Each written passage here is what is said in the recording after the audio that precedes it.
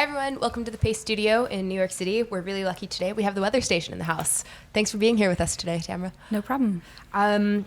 You have a brand new album out now. It's self-titled, and it came out on Friday, and it's awesome for anyone tuning in. Tell us about the first song you're going to play, presumably from that record. Yeah, I'm going to play first song on the record, first song today. It's called Free. I feel like my songs always take a good paragraph to explain, so I'll just play the song. Sounds good.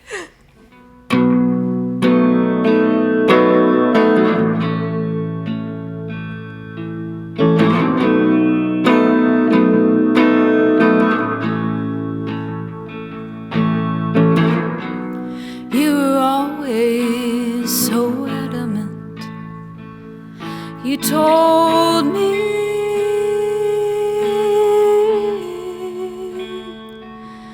that the one thing I was missing, I didn't know I was free.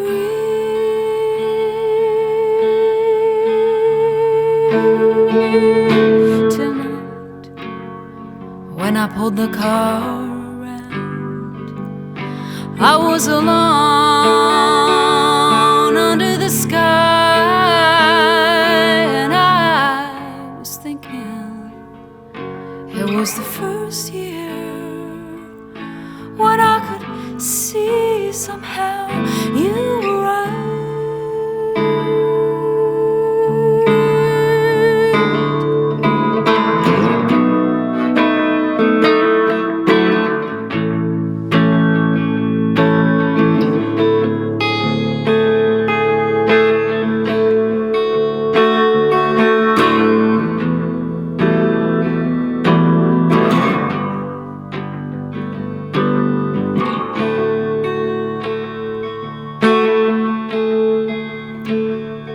Was I free, like I should be? Or was I free as you were? Is it me that you're talking to? I never could stand these simple words tonight. I left before the sun rose and drove like in a dream. All these years I followed you. It never occurred to you to follow me.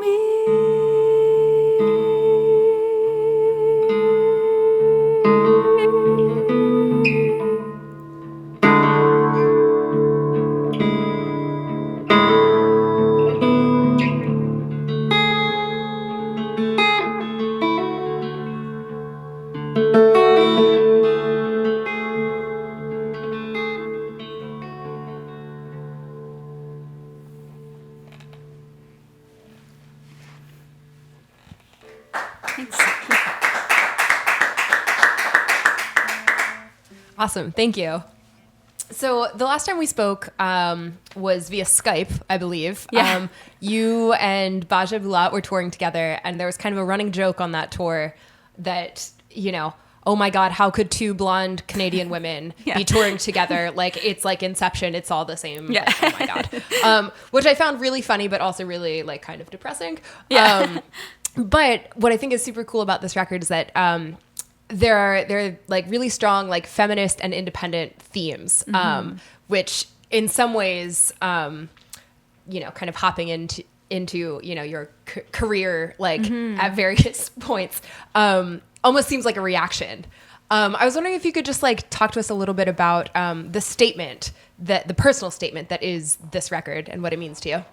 Oh man, I mean, it means so many things, but for sure, like this sense of asserting my independence and myself was really important and felt like a necessary thing to do. Like I kind of felt like I had to make a record and really indulge all my ideas and thoughts, because if I didn't do that and just sort of only follow my own muse, then I would always be able to attribute what happened to someone else. You know, like I would always be able to be like, well, you know, everyone likes that part, but that was somebody else's idea. And I was just like, all right, I'm going to make everything my idea and then see what happens. You know, I mean, I think, like the record just came out of touring a lot and being on stage, performing for people, and the sort of ballsy energy that takes.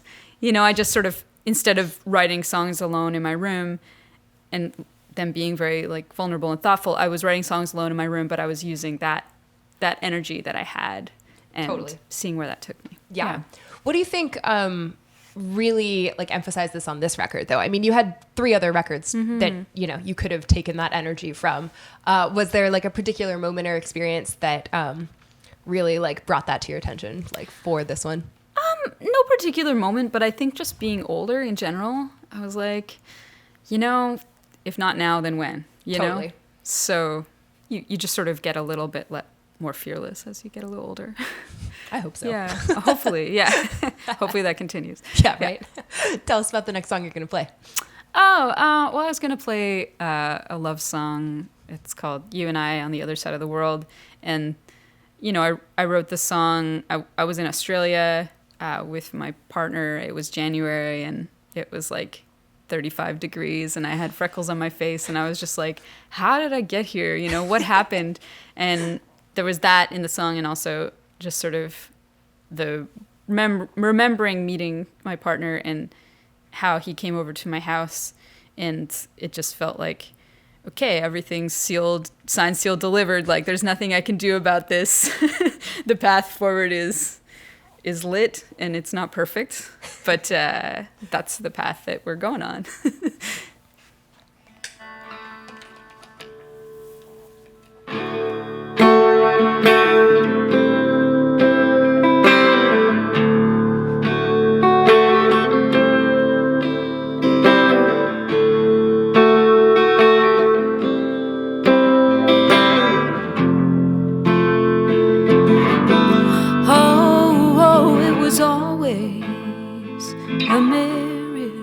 From the moment that you stepped into my hallway, shy as anyone I'd ever known, you choose what to believe in this flipping time. There's no real reason not to. We wrote letters to each other as though addressing the ocean that we stand before now.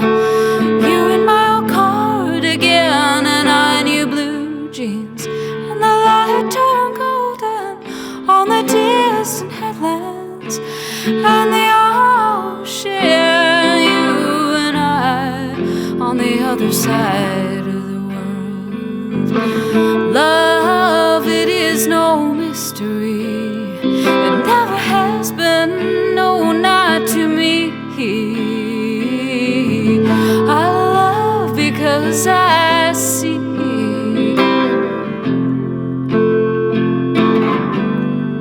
But we never got better. We never got to talking. We never figured out the questions. We got good at walking the streets when it was too hot to eat. Walking in step, we can't help it. You remember in June, you showed up one day with a small leather suitcase, swinging your walk, and you stayed on with me late into the evening, to all the years that had passed on since then, with no certainty, no agreement, more intimate than I could imagine. Oh, but with space I cannot fathom, like a song with so much silence.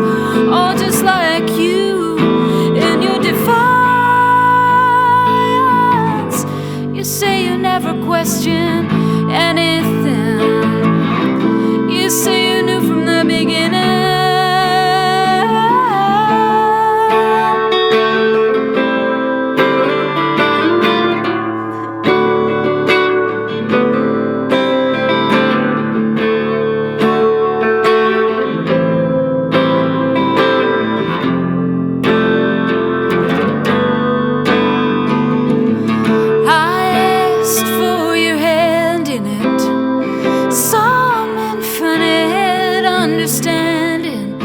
but I don't know nothing of what I am asking. I've no idea of what it will entail.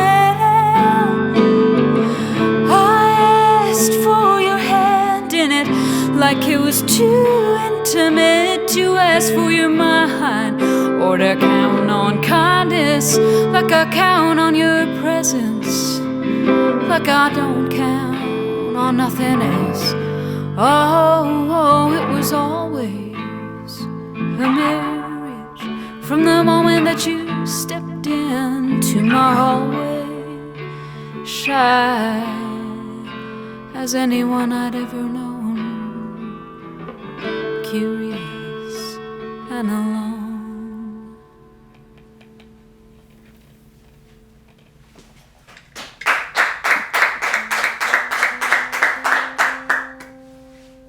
So maybe this pertains to kind of what we were talking about before, but I saw that you self-produced this record. How was that process different from previous records, and kind of what motivated you to take that element of the production into your own hands?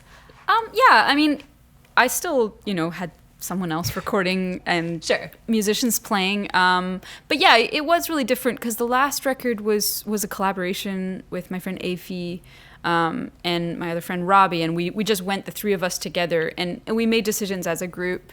And Afi really brought a lot of things to the arrangements that I never would have thought of. So this was just a matter of me going into a studio with a band and, calling the shots and making the decisions about who played what and when and where. And then, the long sort of after process of doing overdubs in various places and a bunch myself, and then making all the decisions about what stayed and what went. So that was why I was the producer, I guess. Cool. Yeah. Yeah. It's interesting talking to different musicians, and some really take to this notion of like producing, and some get like kind of like in their own heads about listening to their work with that kind of an ear. So I always think it's interesting to ask. Yeah, no, totally. And I think I wouldn't have been able to do that a couple years ago because I was just still trying to figure myself out. And making decisions can be really tough. If you're like, well, I like this record that sounds like this, so maybe, but yeah. So this was a matter of just learning to make those decisions and stick to them, and just take my own counsel and just stick with that and see where it went, which was really great, actually. And I realized actually that in a lot of cases, I just pushed things a lot further than someone else would have if they'd been in charge. If I'd hired a producer, they maybe wouldn't have made a lot of these decisions, because they weren't obvious maybe, but from within, they all followed. So it was a comfortable thing to do. Mm-hmm. Is this kind of setup, guitar, tiny amp, the kind of how you started writing these songs, or was it more of like a collaborative process like you were mentioning, and this is kind of a rearranged, stripped down version? No, I wrote them all alone, but I definitely wrote them to have a band. I haven't played them alone actually hardly at all. This is maybe one of my first times, but I wrote them in my room, and I was laughing at one point because I realized that I'd written the whole record on like my electric guitar but not plugged in, like I just was strumming away. But yeah, I did envision the drums and the band as being very key to the songs. Yeah. And Toronto is still home for you? Yes. Cool. Yeah. Cool. Well, you've got one more song for us today. Yes. Tell us about the last one. This song's called 30. This is the first song I wrote for the record, and it's just it just kind of happened. I don't know where it came from, and then I was like, all right, this is the new direction for this record. So yeah, it's a song that had a lot to give me, I guess.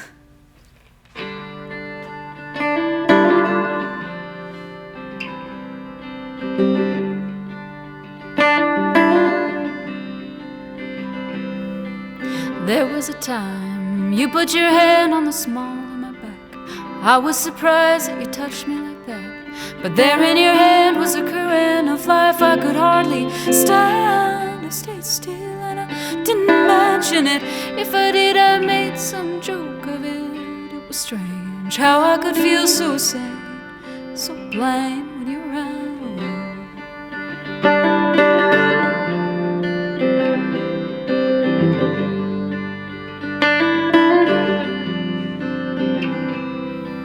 and unbidden to me, there it rose, the fantasy, colored rose and easy. Yeah, I can see it so simple, unsubtle, impossible, clearly and strange. Far and as close as a mountain range, on the horizon, driving all day. There I was, so sane, so plain, after everything.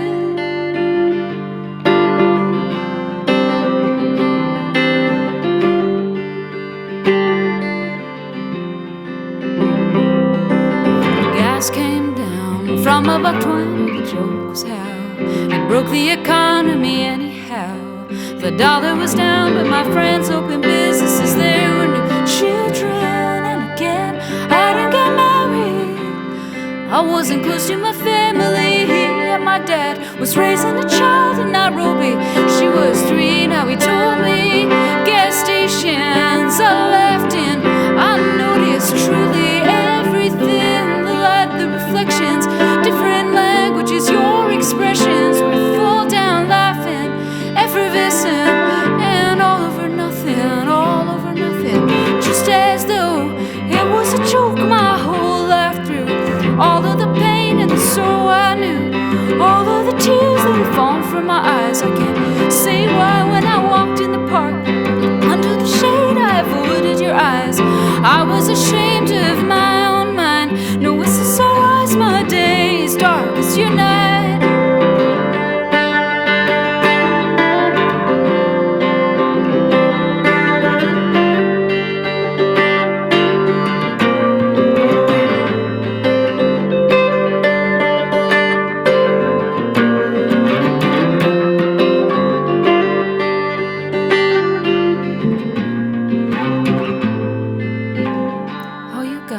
Kindest of eyes I cannot help but notice sometimes, but you know as do I.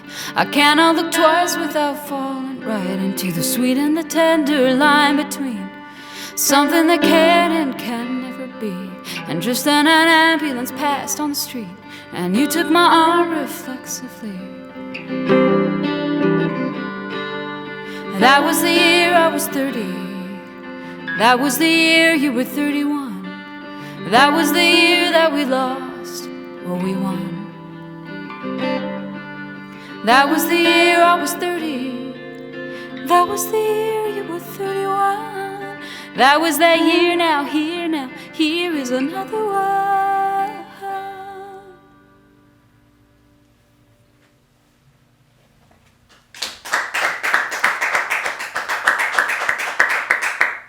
Awesome. I know it's the single, but it's one of my favorites on the record. Thanks. Yeah. Great. So you have a couple dates in the UK and you at the end of this month, and then you're back to the US and Canada touring with a full band starting November. Yeah. And for those of us in New York, November 28th at Rough Trade in Brooklyn. Yeah. Yeah. Tamara, The Weather Station.